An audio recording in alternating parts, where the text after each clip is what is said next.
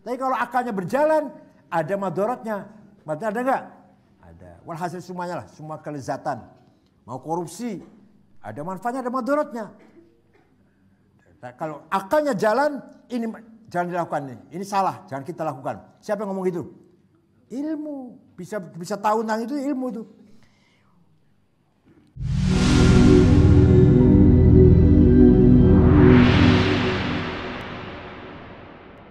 Tsumma innal ilma bidzat la yakfi fil khauf. Kemudian mengetahui tentang zat sesuatu ya, belum cukup.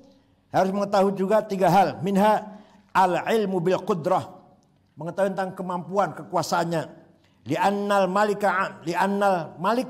alimun bittila'i ra'yati an ala fa'alil qabihah. Seorang raja akan mengetahui dengan melihat rakyatnya hal-hal perbuatan yang jelek. Lakinnahu la yakhafuhum li'ilmihi bi annahum la yahtiruna ala daf'iha. Tapi raja tidak takut pada rakyat karena dia tahu, raja tahu rakyat enggak mampu apa-apa. Jadi begini, kita bisa takut itu kalau kenal sesuatu itu. Kita takut pada Allah karena kita kenal Allah. Kalau enggak kenal masa takut? Yang kedua, karena kita tahu kekuasaannya. Allah sangat berkuasa untuk membalas kejahatan kita. Takut nggak itu? Takut nggak? Takut. Nah kalau raja berbuat jelek, tidak takut pada rakyatnya. Tahu rakyatnya tahu, tapi nggak takut karena rakyat nggak akan melawan. Tahu nggak akan melawan.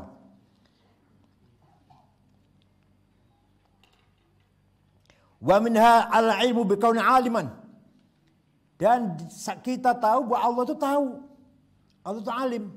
Maka kita takut. Jadi kalau kita tidak tahu bahwa Allah itu alim, tenang-tenang saja kita dosa. Kita dosa takut, kenapa? Karena kita yakin Allah itu melihat. Faman ya'mal mithqala dzarratin wa man ya'mal mithqala dzarratin syarran. Perbuatan kita sekecil apapun baik atau buruk Allah melihat. Dengan ada kita beriman Allah melihat, kita takut. Coba kalau kita enggak tahu bahwa Allah itu melihat atau enggak yakin Allah itu menyaksikan, seenaknya sendiri kita.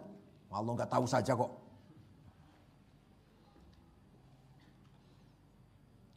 Lianna as-sariqa min mali sultan ya'lamu qudratahu walakin la ya'lam annahu ghairu 'alim bi sariqati fa la yakhafu. Seorang pencuri yang korupsi misalkan, dia tahu bahwa polisi atau KPK tuh berkuasa untuk menangkap dia, tapi dia tahu KPK nggak tahu, KPK nggak melihat, maka dia berani. Dia tahu Allah tuh melihat, tapi Allah nggak akan memberi sanksi apa-apa, maka dia berani melakukan apa saja. Wa minha al-ilmu kauni hakiman, fa innal musakhkhar 'inda sultan 'alim kauni sultan qadir 'ala man'i 'alim fi qabaih af'alih. Seorang hamba mengetahui bahwa sultan atau penguasa, gubernur misalkan, mampu mencegahnya, mengetahui kejelekan perbuatannya. Lakinnahu ya'lam annahu qad yarda bima la yanbaghi falasul khauf. Kita tahu Allah tuh melihat kita, menyaksikan kita berbuat dosa, tapi kita yakin Allah akan memaafkan. Wah, itu enak itu. Allah ya, kita tahu Allah itu akan melihat perbuatan kita, tapi kita tahu Allah itu akan Maha Pemaaf, Maha Bijak, Maha Ghafur, Maha Ghaffar, Ghafur Rahim, Afuun Karim. Akhirnya kita berani berbuat dosa karena kita tahu Allah itu Maha Pengampun. Amma law alimat tila'a sultan ala qabih af'ali wa 'alima qudratahu wa 'ala man'ihi wa 'alima annahu hakim la yarda bi safahatihi sarat hadhihi al-'ulma thalatha mujibah li husul khaufi fi qalbi. Tapi kalau orang itu tahu bahwa Allah melihat perbuatan yang jelek, kemudian tahu bahwa Allah berkuasa menindak dirinya, dan dia tahu Allah bijak, tapi orang yang bijak itu tidak meridhoi apa yang dia lakukan. Kebijakannya Allah tidak meridhoi, tidak membenarkan apa yang dia lakukan. Akan muncul sifat khauf, takut di dalam hatinya. Paham tidak? Jadi harus ada 3 hal. Tahu Allah melihat, tahu Allah berkuasa, tahu bahwa Allah itu maha bijak. Bijak itu artinya yang salah akan dihukum, yang tidak salah ya akan dilepas. Itu namanya bijak, keadilan. Fatabata anna khaufal abdi minallah la yaslu illa idza alima bi kauni ta'ala aliman bi jami'il ma'lumat. Maka jelas hamba manusia tidak akan khauf kepada Allah kecuali kalau dia tahu bahwa Allah itu mengetahui segala maklumat.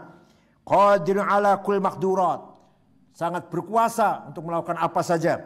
Ghairadin bil munkarat wal muharramat. Allah tidak akan meridhoi dengan segala mungkar dan segala yang haram, maka dia langsung takut.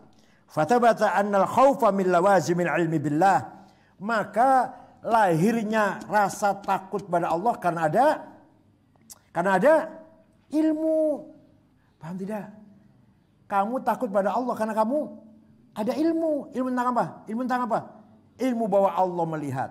Ilmu bahwa Allah itu berkuasa. Ilmu bahwa Allah itu tidak meridhoi, tidak membenarkan apa yang kita kerjakan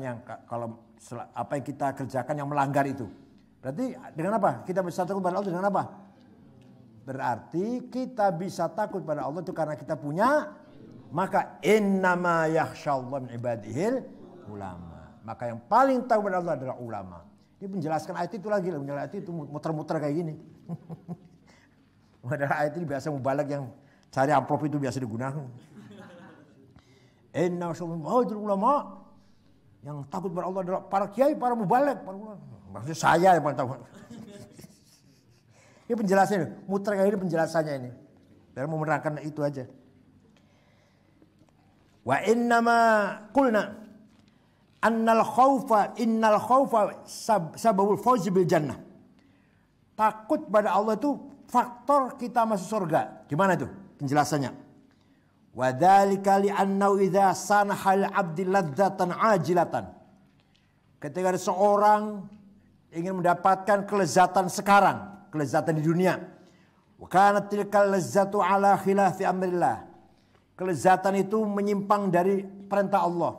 Wa fa'ala dzalika syai' bikaul yakunu mustamilan ala manfaatin wa madarrah.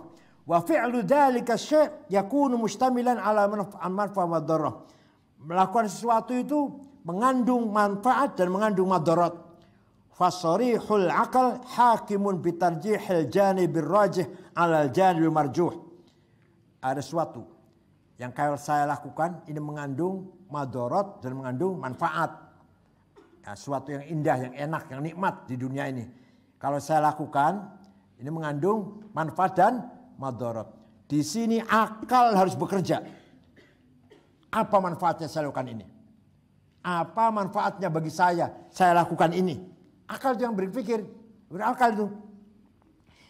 Faida alima binuril iman annal ladzatul ajilata haqiratun fi maqabalatil alamil ajal sara dalil iman sabal firari an tilkal ladzatul ajilah.